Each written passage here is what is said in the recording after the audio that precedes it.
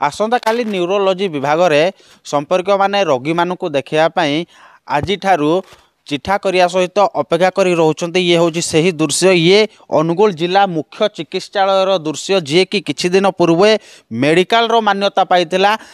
ये हूँ से दृश्य जदि आमे कहिबा लोक माने तांकर संपर्क माने आसी एठारे अपेक्षा करुछन्ती, गोटे दिन पूर्वर अपेक्षा करुछन्ती। ता पर दिन सकाळ 9टारे टिकेट दियाजिवो। टिकेट दबा परे लाइन रे छिड़ा हेबे। लाइन रे छिड़ा होई डॉक्टर को देखेइबे। डॉक्टर को देखै सारिया परे टेस्ट पाई दियाजिवो। ता पर जेतेबेले टेस्ट रिपोर्ट आसीबो तांको एक सप्ताह पर पुणी थरे जाइगी डॉक्टर को देखा पाई तांकर सुजोग मिली थाए।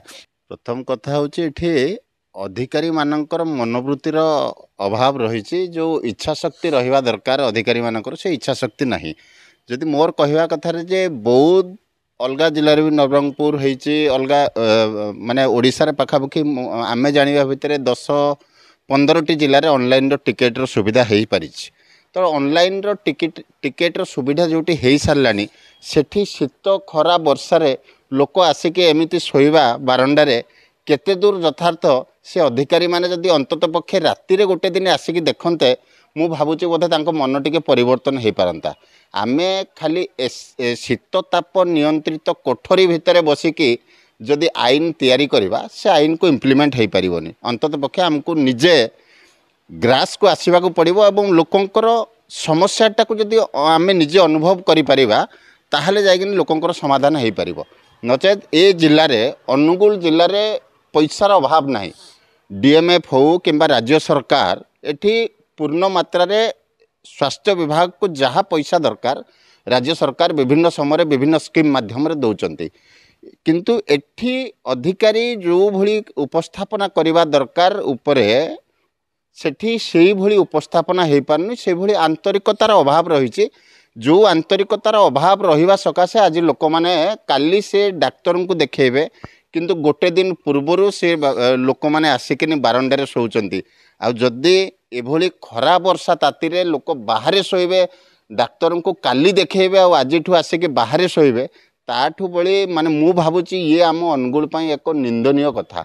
कहीं ना जोठी माने बहुत भली छोट जिले में ऑनलाइन रो टिकेट रो व्यवस्था होती, किंतु आमे जदि देखिबा जे हमर अनुगुल जिले में सब प्रकार सुविधा थाई कि किंतु एठी ऑनलाइन रो टिकेट रो सुविधाटी आज पर्यंत हो पारलानी।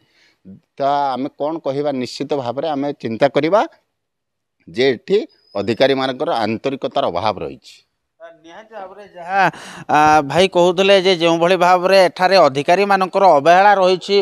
अवहेला पाई ए समस्या उपजुची कहीं ना अनुगुल जिला मुख्य चिकित्सालय उपरे 6टी जिला भरोसा करुछि। से बौद्ध जिला भी भरोसा करुछि, ढेंकानाल जिला भी भरोसा करुछि। जदि ढेंकानाल जिला भरोसा करी भी मध्य ऑनलाइन रे टिकेट दे पारुछि ताहाले बौद्ध जिला भी मध्य अनुगुल जिला मुख्य चिकित्सालय उपरे भरोसा करी सी भी मध्य ऑनलाइन रे टिकेट दे पारुछि। ताहाले काहेकि अनुगुल जिला मुख्य चिकित्सालय जी मेडिकल रो मान्यता पाइछि सी काहेकि ऑनलाइन रे टिकेट दे पारिबो नाही। काहेकि रोगी माने ताको संपर्क माने एभली हैरान हेबे काहेकि एठारे अपेक्षा करिवे शीत काकर रे अपेक्षा करिवे।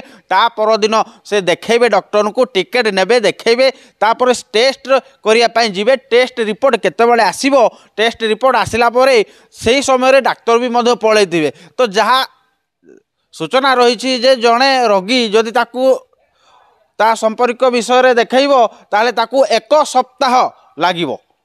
तो एबे देखिया को बाकी रही जे केभे अनुगुल रे ऑनलाइन टिकेट उपलब्ध होउची। अनुगुल राजेश पात्र का रिपोर्ट, MBC TV।